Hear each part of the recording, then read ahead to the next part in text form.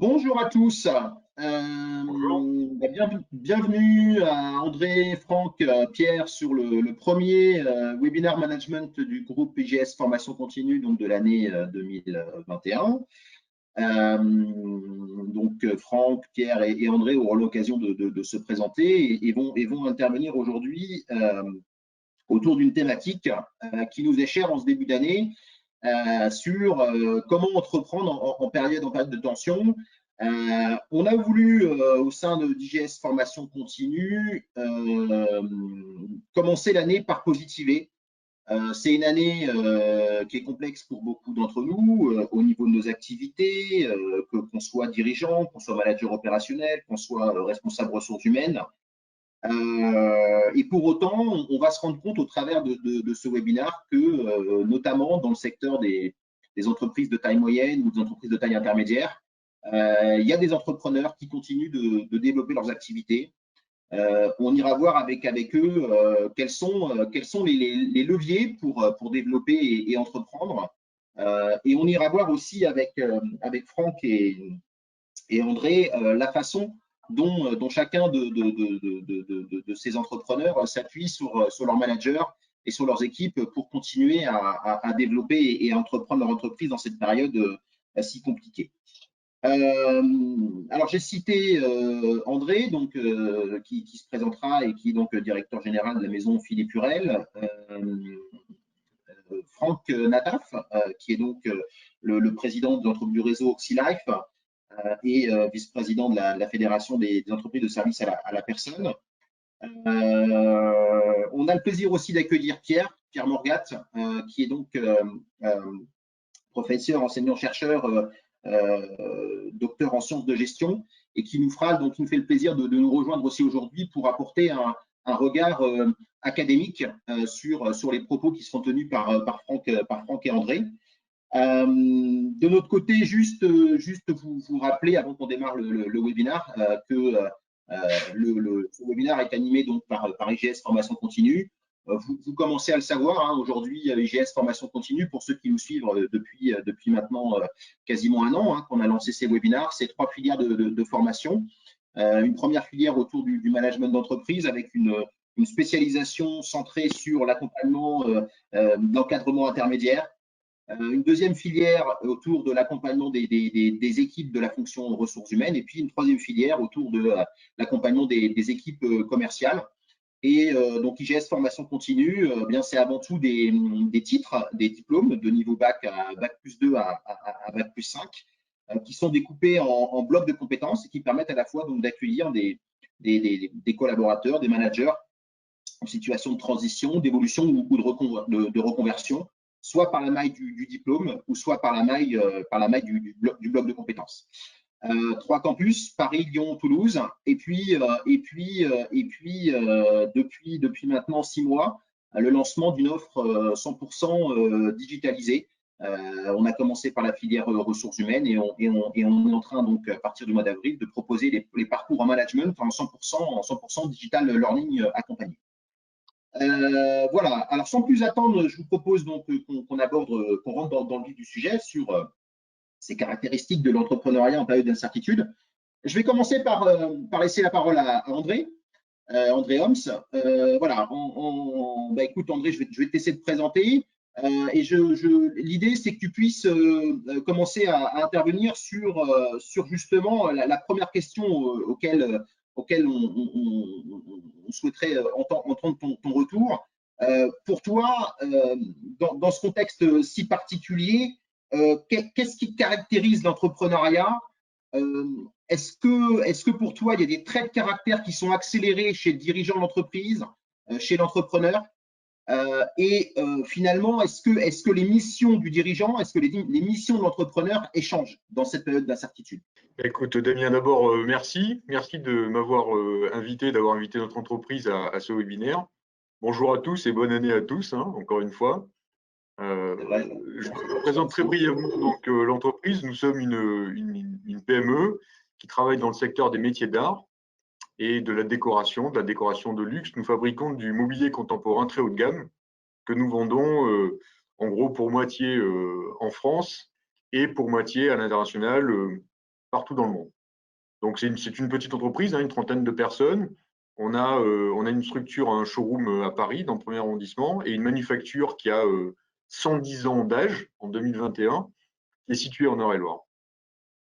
Alors, pour répondre à ta question, écoute, moi, je crois que dans ce genre de situation, c'est-à-dire une situation de crise sanitaire ou autre, eh bien, tout est hypertrophié, c'est-à-dire tout est caricatural. Les angoisses, le manque de confiance ou l'excès de confiance, tout est caricatural. Et dans ces moments-là, il me semble que l'entrepreneur, la première chose qu'il doit faire, c'est surtout de ne pas baisser les bras et de maintenir le cap, malgré les appréhensions, les angoisses, les difficultés rencontrées. Et, et plus la crise semble insurmontable, ou plus elle semble durer, parce que aujourd'hui elle semble surtout durer plus qu'être insurmontable, plus à mon avis il doit maintenir le moral des troupes à un niveau élevé et dire mais les difficultés on va les surmonter, elles vont créer des opportunités qu'on va relever, qu'on va transformer et finalement on va passer, on va s'en sortir. Donc je crois que la chose la plus, c'est pas une transformation du dirigeant lui-même ou de l'entrepreneur lui-même, c'est plus un appui, un appui qu'on met sur les comportements. Dans son comportement, le dirigeant dans une période de crise, il doit plus que jamais insister sur le fait qu'on va y arriver malgré les difficultés et aucune insurmontable. Je ne sais pas si cette réponse te convient, Damien, mais en tout cas, c'est ce que je ressens au quotidien depuis maintenant pratiquement un an, puisque ça fait pratiquement un an qu'on est dans cette situation de crise sanitaire, qu'on en subit les conséquences et qu'on s'y adapte en fait au jour le jour. Comment ça a évolué chez toi, cette situation et quand tu dis maintenir le cap, ça se matérialise de quelle façon, André, cette logique de maintien du cap dans ta TPE? Bah, en fait, si tu veux, là, on anticipe les questions 2 et 3. Mais très clairement, une PME comme la nôtre, qui est une PME donc de petite taille, enfin de taille modeste, nous, le premier confinement, c'est une perte brutale de chiffre d'affaires. On a perdu en gros 2 mois de chiffre d'affaires. Donc c'est énorme, hein, bien évidemment, sur une année de 11 mois utiles. 2 mois de chiffre d'affaires, 2 mois quasiment de prise de commande. Donc c'est ce genre de glissade, ça peut être fatal à une entreprise de cette taille-là. Je pense aussi à des entreprises de taille intermédiaire, ça peut être vraiment fatal. Donc, ça crée quand même un sentiment d'angoisse qui est généralisé dans l'entreprise, aussi bien au niveau de la gouvernance, de l'actionnariat que des managers et du personnel. Et dans ces moments-là, le dirigeant, il doit dire, bah, écoutez, ce sont des circonstances exceptionnelles, la réponse doit être exceptionnelle. Donc, sans entrer dans le détail, c'est par exemple une décision immédiate, massive de digitalisation des activités de l'entreprise, qui ne fait pas disparaître les canaux habituels de commercialisation des produits de l'entreprise, mais qui s'y ajoute, et une décision immédiate d'adapter le modèle en profondeur à ces nouveaux choix de commercialisation. Donc ça, c'est des décisions qu'il faut prendre très très vite, sur lesquelles il ne peut pas y avoir d'études, il ne peut pas y avoir de rationalisation de la décision, parce qu'on n'a pas le temps, parce qu'il faut aller très vite. Donc on n'a pas le temps, donc on travaille sur la conviction. Et là, le dirigeant doit dire, écoutez, moi j'ai la conviction qu'en faisant ça, on va y arriver, qu'on va s'en sortir et qu'on surmontera les difficultés. Et il doit convaincre tout le monde. Donc il doit avoir immédiatement une capacité de conviction très forte, une capacité d'entraînement très forte, et puis derrière, engager tout le monde dans le processus de changement. Si j'écoute ce que dit André, là, Franck, toi qui es dans un niveau d'entreprise, on va dire de taille plutôt entreprise de taille intermédiaire, hein, vous êtes combien aujourd'hui chez Oxylife? Plus de 1000, c'est ça, Franck, aujourd'hui, au niveau du réseau global? Oui, bientôt 1300. Voilà, donc voilà, toi dans ton entreprise, comment ça s'est caractérisé? Bon, est-ce que tu confirmes l'analyse d'André sur cette logique de dirigeant, de maintenir le cap? Et est-ce qu'il y a des traits de caractère que toi, tu as plus mis en avant dans le cadre de cette situation inédite? Et si oui, quel trait de caractère et comment tes missions se sont transformées là depuis un an? Alors déjà, juste pour mettre un peu de contexte, hein, du coup, Oxylife, c'est effectivement une structure d'aide à domicile. Donc nous, on intervient uniquement auprès de personnes âgées et handicapées pour les aider au quotidien, leur faire leur toilette, leur préparer leur repas, les aider à se lever ou y compris les aider dans leur ménage. sur en gros une vingtaine d'agences en France. Donc, pour répondre à ta question, Damien, pour moi, évidemment, je partage tout ce qu'a dit André précédemment. Et si je dois y ajouter un certain nombre d'éléments, j'y ajouterai 3 points qui me semblent essentiels pour pouvoir partager, pour pouvoir traverser une crise de cette ampleur. C'est un, le premier élément, c'est effectivement, il ne faut pas rester tétanisé, parce que c'est le risque hein, de rester tétanisé et de ne pas mettre en place une stratégie de rebond. Second point, c'est d'avoir une capacité de remise en cause, y compris des fondamentaux, c'est-à-dire y compris de ces produits phares, de ces produits ou de ces services phares ou de ces méthodes habituelles de fonctionnement. Et enfin, ne pas rester figé sur des processus. C'est ce qu'a également dit André, hein, c'est-à-dire rentrer dans une logique, par exemple, de digitalisation, c'est aussi avancer. Ensuite, si je rentre un peu plus dans le détail, la notion d'entreprendre, la notion même qui est au fondement de l'entreprise, c'est une notion de prendre des risques. Les deux sont quasiment synonymes. Quand on prend un risque, on doit accepter de perdre. C'est-à-dire que quand on prend un risque, on peut gagner, et on vise évidemment tous à gagner, mais il faut accepter de perdre, et il faut accepter, du coup, cette notion d'une certaine manière de résilience, c'est-à-dire de se dire, OK, là j'ai perdu, comment je le fais pour repartir? Et surtout ne pas rester figé en se lamentant, à se dire, voilà, bah, j'ai perdu, comme le disait André, voilà, j'ai perdu deux mois de chiffre d'affaires, bah, enfin voilà, bah, je pleure sur mon résultat, voilà. Mais plutôt, effectivement, je prends le taureau par les cornes.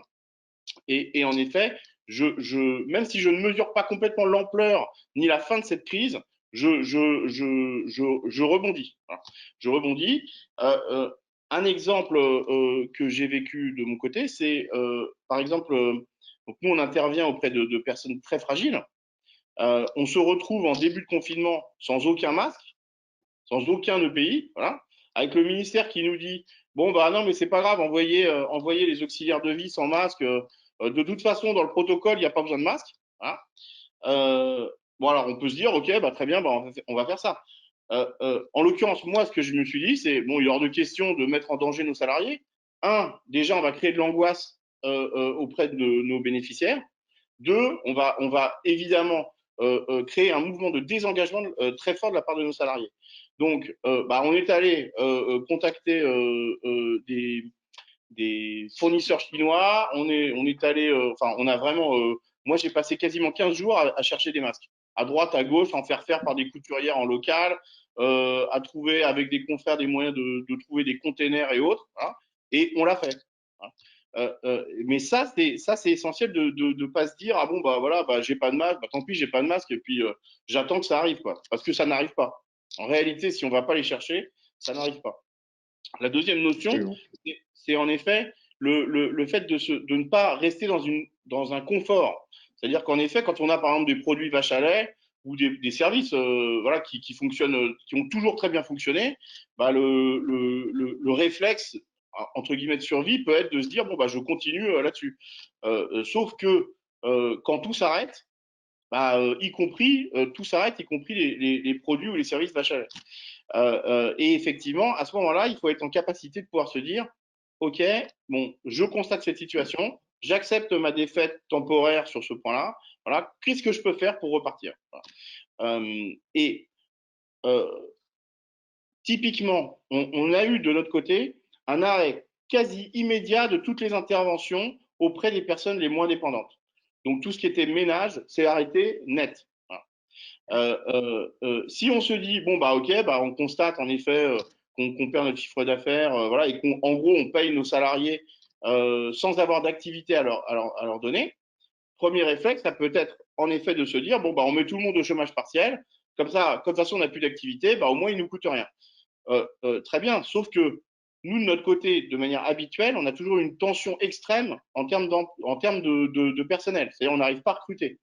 Donc, enfin, ça aurait été quand même extrêmement paradoxal de mettre tout le monde au chômage partiel. Ce qu'on a fait, c'est on a contacté tous nos bénéficiaires les plus dépendants et on leur a dit on peut vous accompagner sur plus d'interventions alors que d'habitude on est toujours très serré. Et du coup, ça a permis de redéployer une partie de nos salariés. La deuxième partie, on l'a redéployée auprès d'EHPAD parce que les EHPAD se sont trouvés en très grosse difficulté avec beaucoup de contamination de leurs salariés. Et du coup, c'est nous qui avons pallié à ça. C'est bien ça de se dire, il faut rebondir. À ce moment-là de la discussion, j'ai une pensée quand même pour une catégorie d'entreprises de services à la personne. Et là, je reprends un peu ma casquette plutôt de vice-président de la fédération, parce que typiquement sur tout ce qui est garde d'enfants, tout s'est arrêté net. Donc, vraiment zéro activité à cause du télétravail, aucune école ouverte. Donc, du coup, plus besoin de faire garder ses enfants. Et à ce titre-là, il me semble que c'est extrêmement important que déjà tout le monde soit sensibilisé à cette problématique sur ce métier-là dont on a très peu parlé au final. On a beaucoup parlé de l'hôtellerie, on a beaucoup parlé de la restauration, mais en effet, la garde d'enfants, c'est un secteur qui est absolument sinistré. Et je tiens à dire, si on a des adhérents de la fédération qui nous écoutent, tout le soutien qu'on peut avoir vis-à-vis de ces entreprises, qu'on ne va pas les lâcher et qu'on a déjà tenté beaucoup de choses pour essayer de les sauver. Donc, par exemple, on est allé voir la CAF en leur disant maintenez les allocations qui permettent de financer la garde d'enfants pour au moins maintenir une partie du chiffre d'affaires. On a essayé de négocier avec le Bercy pour arriver à obtenir un crédit d'impôt famille, de manière à ce que les entreprises qui paieraient des CESU pour leurs salariés qui sont en télétravail puissent continuer à utiliser une garde d'enfants. Bon, aujourd'hui, ça n'a pas prospéré, malheureusement, mais néanmoins, voilà, l'idée, c'était de se dire aussi, en tant que fédération, on a un rôle de soutien de nos adhérents. Et donc, du coup, effectivement, qu'on est là pour les soutenir et qu'on ne va pas les lâcher. Le troisième point, c'est, et j'en termine là-dessus, c'est effectivement la capacité à pouvoir remettre en cause, y compris des modes de fonctionnement extrêmement ancrés. Et ça, pour moi, chez OxyLife, ça s'est traduit de manière très simple. C'est qu'on avait beaucoup de salariés qui étaient très attachés au présentiel et qui, quand on parlait du télétravail, on se projetait directement dans le salarié qui est en télétravail, en gros, il fait rien, quoi. Il est chez lui, c'est comme s'il était en congé, quoi. Cette crise-là a permis de démontrer que le télétravail bien géré peut être d'une efficacité phénoménale. Aussi bien en termes de productivité, puisqu'en effet, on gagne, en particulier en région parisienne, on gagne tous les temps de transport, c'est colossal, ça fait quasiment 2 heures par jour de travail potentiellement supplémentaire. Voilà. Et secondo, en effet, il y a une capacité de concentration qui est radicalement différente. Donc, tous les deux, là, André et Franck, vous insistez sur cette. Moi, j'ai retenu trois points. J'ai retenu 3 points. Là. Le premier, c'est maintenir le cap. Je crois que vous êtes d'accord tous les deux là-dessus. On pourrait aussi traduire par cette capacité de résilience du dirigeant. Le deuxième élément, c'est ne pas hésiter à se remettre en cause dans ses process, dans ses produits, etc. Et c'est là où j'en passe notamment la parole à Pierre, parce que j'ai entendu aussi parler un peu d'innovation. Et je sais que toi, Pierre, donc, au-delà de nous accompagner sur les projets entrepreneuriaux, sur notre parcours de dirigeant entrepreneur en formation continue, tu as aussi cette casquette marketing, relations clients. Voilà. Et quand on préparait ce webinaire, tu nous disais qu'effectivement, tu avais constaté un certain nombre d'évolutions dans les comportements commerciaux, notamment chez les dirigeants que tu accompagnes, que ce soit en formation avec nous ou au niveau de tes activités plus globales. Je te laisse te présenter, Pierre. Oui, alors merci, bonjour à tous et bonne année. Alors moi, je suis spécialiste de la relation client, donc la conquête et la fidélisation. Je suis effectivement docteur en sciences de gestion, mais je suis aussi entrepreneur, donc je suis très sensible à ce que viennent de dire nos amis André et Franck. Et j'allais dire, je compatis, parce que ce fut assez violent et malheureusement, la crise n'est pas terminée. Qu'est-ce que je remarque dans ce que vous partagez, dans votre expérience à tous les deux? Vous êtes extrêmement réaliste. Alors, prendre une crise aussi violente de plein fouet comme ça, effectivement, on a le choix, c'est ce qu'a dit Franck, on peut se cacher sous le tapis en disant j'ai tout perdu. Et puis, au contraire, on peut sortir de là en disant bon, la baraque est par terre, mais c'est pas grave, on va redémarrer. Donc, il y a une forte résilience et surtout une vraie agilité. Franck a bien détaillé tous les process qu'il a mis en œuvre pour finalement repartir à zéro et changer sa façon d'aborder le business pour s'adapter. Donc, il y a une forme de darwinisme qui est absolument fondamentale. Et ce qu'on avait dit lors de la session de préparation, ce que tu viens d'évoquer, Damien, c'est le darwinisme digital. André a dit, on s'est digitalisé. Eh bien oui. Alors, ce n'est pas de moi, c'est un chercheur américain qui s'appelle Brian Solis qui parle de darwinisme digital. Autrement dit, soit on s'adapte, soit on disparaît. On n'a pas le choix. Hein, c'est une pluie de comètes qui est tombée sur la planète entière. Là, les dinosaures sont morts. Qu'est-ce qu'on fait? Donc, le darwinisme digital, ça veut dire qu'il faut apprendre à vivre avec le distanciel.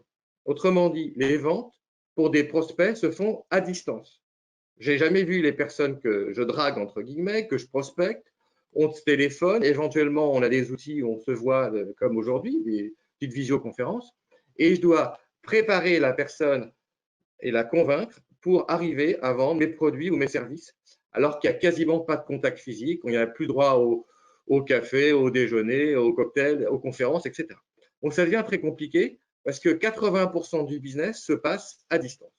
Donc, ce darwinisme digital, il s'est développé à marche forcée depuis mars-avril de l'année dernière et on se rend compte que la crise, elle est là pour durer. On en a pour 2-3 ans en étant honnête et réaliste.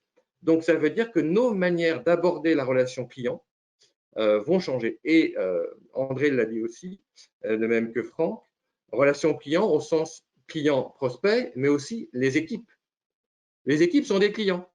Et il va falloir les animer, il va falloir donner du sens à leur travail au quotidien, alors qu'ils n'ont plus le droit à la machine à café, à aller papoter pendant les pauses déjeuner, et tout ce qui fait les relations sociales.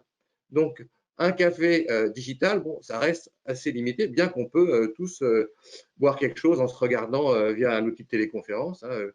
Voilà, j'ai ma petite tasse qui est là. Donc, ça change les relations, et ce qui compte, c'est faire exister l'autre, en fait. Hein. On en revient au métier de la relation client à distance. Comment je fais exister l'autre, comment je donne du sens à la relation et comment je construis la relation sur le moyen et le long terme. Voilà, donc on est dans une logique de construction éminemment complexe, mais ça correspond à un certain talent et à des métiers qui existent depuis des décennies, donc tout ce qui est lié au distanciel. Voilà un petit peu comment je résume tout ça.